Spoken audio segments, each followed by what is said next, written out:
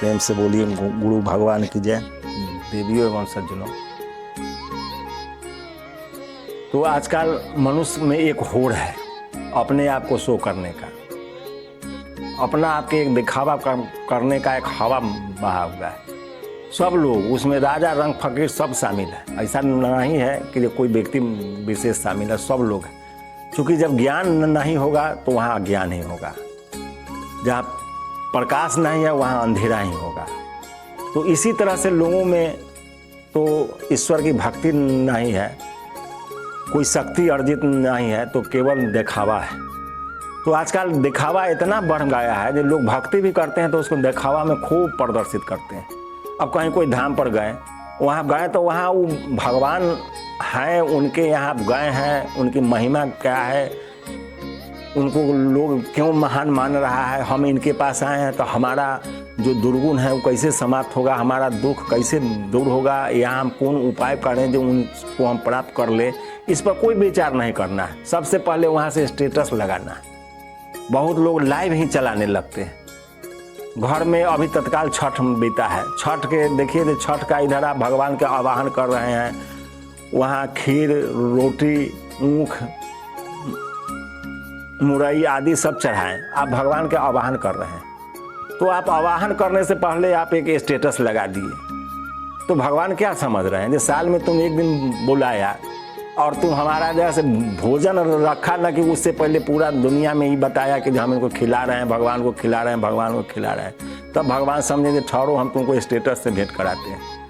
आज जब भगवान आपका जिस दिन स्टेटस जब चेक करने लगेंगे तुम्हारा स्टेटस क्या है और तुम अपना स्टेटस कैसा बनाया है, उस दिन जब यमदूत जब पकड़ेंगे और जब फांस बांध के जब लाठी बरसाएंगे, उस दिन पता चलेगा ये स्टेटस क्या होता है।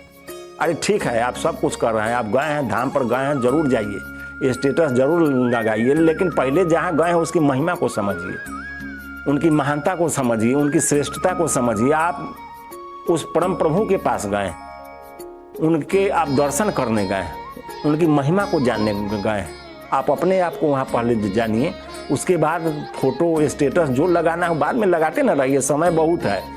लेकिन आप उनको नहीं जान रहे हैं, अपने आप को नहीं जानने गए, आप दूसरे को जनाने गए हैं। जब हम धाम पर आए हुए, हम दुर्गा पूजा कर रहे हैं, हम छठ पूजा कर रहे हैं, हम संगम में स्नान कर रहे हैं, तो हम वैष्णो देवी आ गए, हम महाकाल में आ गए हैं, तो महाकाल है, सबके गति को समझ रहे हैं। उनको आप कितना देर ठगिएगा और कितना देर स्टेटस से आप अपने आप को बचाइएगा। अभी तो आप बच रहे हैं, लेकिन जब आपका वो स्टेटस देखने लगेंगे, आप तो उनका स्टेटस सबको दिखाने लगे, लेकिन जब वो आपका स्टेटस देखने लगेंगे, उस दिन कहीं भागने का भी उपाय नहीं होगा। इसलिए भक्ति भजन जो है वो प्रदर्शनी का विषय नहीं है। आजकल लोग होड़ में पड़ा हुआ है, बच्चे तो हैं ही, उसमें जो उनके गार्जियन है वो भी शामिल है। गार्जियन भी जो जाते हैं तो बच्चा को फ्री छोड़ देते हैं ताकि वो अपने फ्री रहें, उनको किसी प्रकार की दिक्कत नहीं हो। बच्चा के भटकने और बहकने में गार्जियन का बहुत ज़्यादा योगदान है।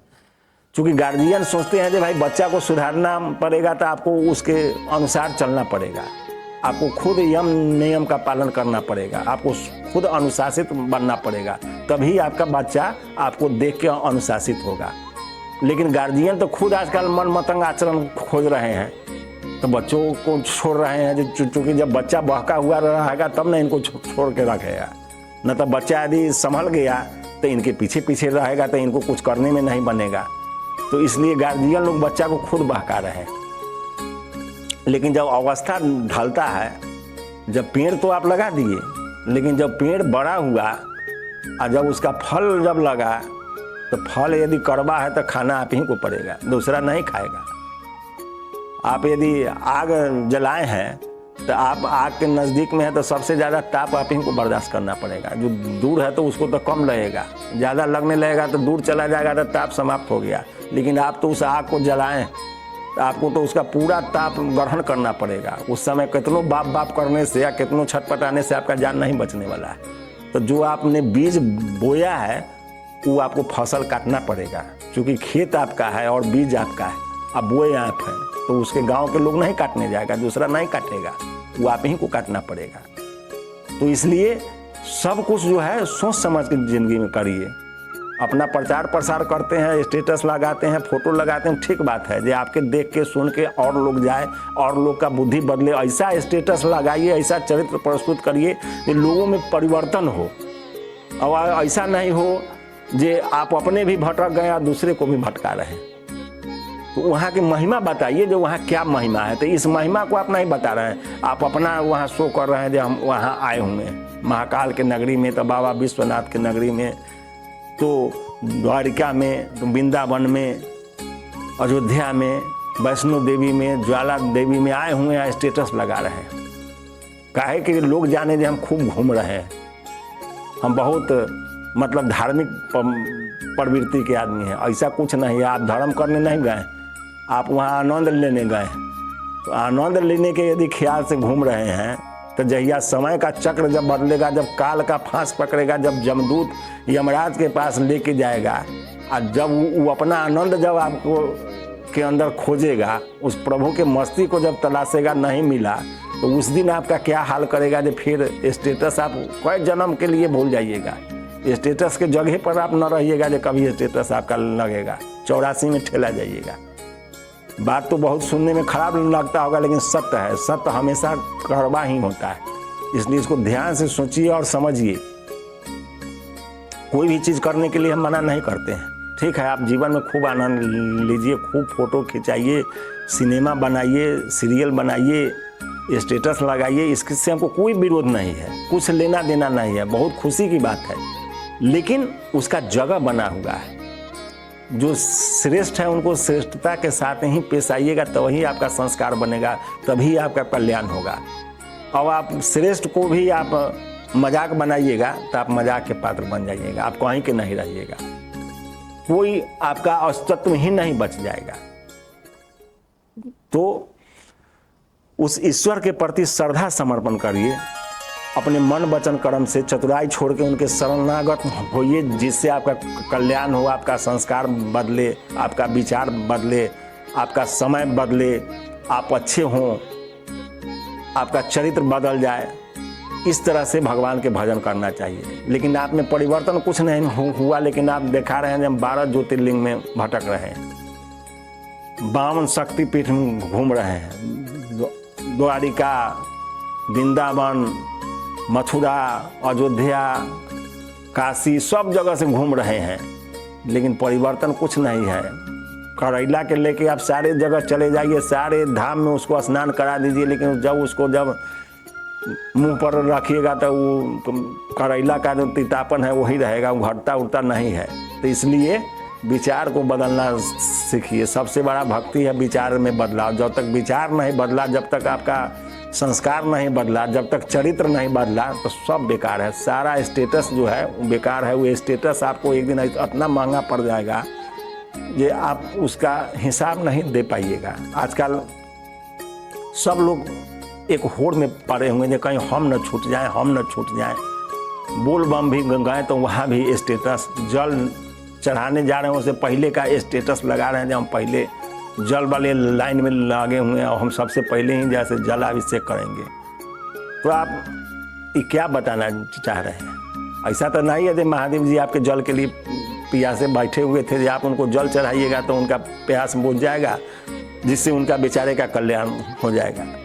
तो आप जो भी चरित्र कर रहे हैं वो सत्य चरित्र नहीं है, वो दुष्ट चरित्र है, इससे बचिए। और जो श्रेष्ठ है, जो पूजनीय है, जो महान है, उनकी महानता को बनाए रखिए। उसमें आपका भी संस्कार बनेगा, आपका भी चरित्र बनेगा, आपका भी संस्कार बनेगा, आपका भी भलाई होगा और उनका जो महानता है वो कायम रहेगा। उनके प्रति लोगों को जागरूक करिए, बताइए, समझाइए, न कि स्टेटस लगा कर उनको मजाक उड़ा दीजिए। आजकल सब कुछ का स्टेटस लग रहा है। आप कुछ कर रहे हैं, आजकल तो अनेक प्रकार के कोई भी काम कर रहे हैं उसका वो स्टेटस डाल दिए और लोग उसमें लगे हुए हैं, देख रहे हैं। लोग सोच रहे हैं जो हम छूट गए, बड़का जग से छूट गए। अब कहीं से वो मोबाइल के इंतजाम करके लोग तुरंत स्टेटस से वो लगाया जो हम काहे पीछे रह जाए। तो ये होड़ है, तो यही होड़ जो है पतन का मार्ग है। जैसे जब बरसात के समय जब लाइट बढ़ता है तो चारों तरफ की कीड़ा वहाँ दौड़ता है और सब दौड़ के वहाँ जो है आपस में टकरा के या जड़ के मर जाता है। अंग भंग होकर मर जाता है। तो उसी तरह से लोग जो है ये गलत आचरण को देख करके बहुत जल्दी समझता है, तुरंत दौड़ पड़ता है, और यही यदि सत्य बात बताया जाए तो कोई नहीं सुनता है। इसलिए महापुरुष बताए हैं जो सांच कहे जग मारन धावा, झूठे जग पतियाना, राम नाम गावे से धक्का पावे या कमर हिलावे से टक्का।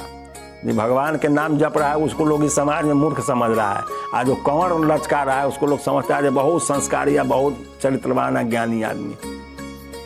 तो इस तरह से कमर हिला के पेट चला रहे हैं ठीक है, इसमें हमको कोई टीका टिप्पणी नहीं है, लेकिन जो श्रेष्ठ है उसकी श्रेष्ठता को बनाए रखिए, इसी में आपका भी कल्याण है, आज जगत का भी कल्याण है।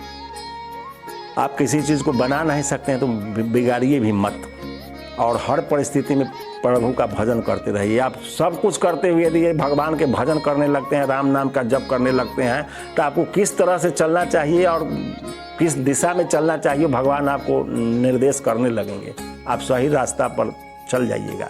एक बार भजन करके तो देखिए। इसलिए सब परिस्थिति में सब कुछ करते हुए राम कह चलू, राम कह चलू, राम कह चलू भाई रे, और ना ही तो भाव बिगाड़ में पड़ी है, छूटत अति कठिनाई रे। तो फिर अगले भाग में जय गुरुदेव।